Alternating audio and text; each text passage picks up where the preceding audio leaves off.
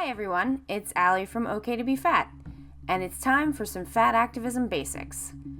In this series of videos, I'll be talking about BMI, the body mass index. I wasn't originally going to cover this topic because it's almost too basic. Because everyone knows that BMI is a bad tool that's misused to stigmatize people. Because we all know that BMI is garbage, right? Well, it turns out not everyone does know that. And talking about the problems with BMI is a foundation we need to build on, so that later we can get into more complicated topics. We have to talk about BMI, because BMI is a critical part of the framework used to dehumanize fat people.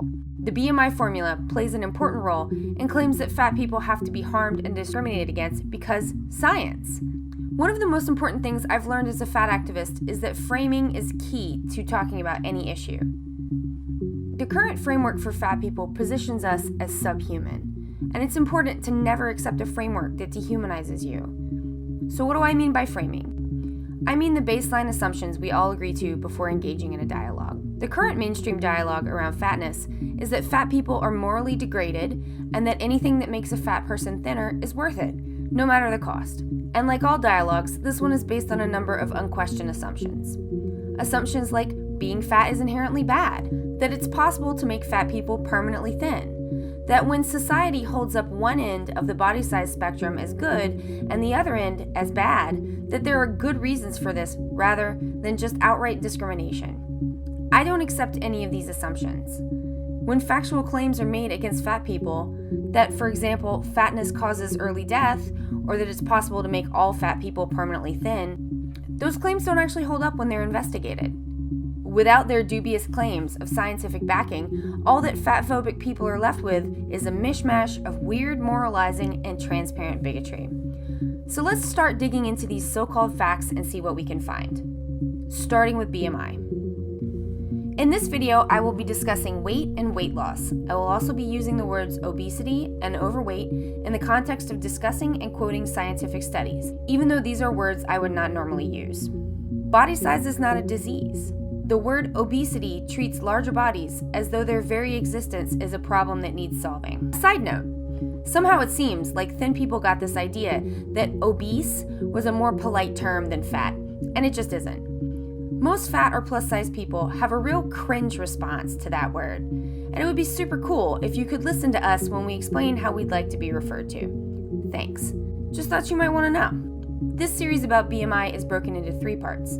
The introduction, which is the video you're watching right now, the history of BMI, and the research and evidence against BMI. BMI.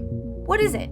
BMI stands for the Body Mass Index. It's a formula originally authored in 1832 by Adolphe Quetelet, a Belgian mathematician. The equation used for BMI is weight in pounds divided by height in inches squared times 703, where the 703 calculation is used to convert the imperial measurements into metric ones. When you do this calculation, you get a nice round number that you can place on a graph. At current guidelines, a number over 25 falls into the category of overweight, and a number over 30 is considered obese. Obese being defined as a level of overweight considered medically dangerous. And it all seems so very scientific. Why, there's even math involved.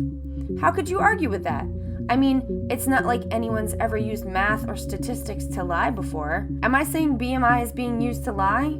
Yes, that's exactly what I'm saying. For starters, this neat round number doesn't take race, gender, or activity levels into consideration, or income levels, disability, or other factors. BMI is currently an arbitrary number that we use to separate people into worthy and unworthy, good and bad, moral and immoral categories.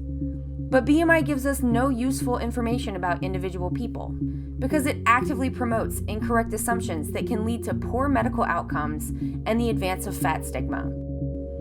BMI prevents us from using the real medical tools that would actually tell us something about people's actual health by tricking doctors and other authority figures into thinking they have information about people that they actually don't. I'm not sure why, in the 21st century, we're still relying on "that person looks weird" as a medical diagnostic tool rather than something like a blood test or an x-ray or looking in people's ears with that weird pointy ear thing. Why should we be using a formula from 1832 as a medical tool? a tool proposed by a man who wasn't a doctor, from a time before people accepted that germs exist, from before we knew about viruses. In the 1830s, people were still taking cocaine for their allergies and using heroin in their cough syrup. You would think we'd really advanced in the years since, but the way we look at fat people is stuck in a pre-modern equation that basically amounts to asking a magic 8-ball to tell you who the bad people are. When you can measure people's blood pressure, you don't have to assume what it is just by looking at them. That seems like it should be the point of having machines and tests that measure things. As we look into the history of how the BMI equation was formed, we're going to find even more reasons to question its validity as a measurement, because it wasn't arrived at in a very scientific manner, and it continues to be upheld against mountains of evidence that it should be dropped. Part 2 of this series will be an exploration of the history of BMI throughout the years since it was first proposed in 1832 up to the present day. And Part 3 will be an exploration of the evidence that BMI doesn't match up to the premature deaths that fat people are always threatened with. Studies, did you say? We've got studies. And that's the end of Part 1, an introduction to BMI. Please see the notes below for a list of all the sources I consulted for this series. Always and forever, I have to thank all the fat activists who came before me and all those who will come after. And thank you to my supporters on Patreon, especially the ones who are scrolling by now. See you again soon for Part 2.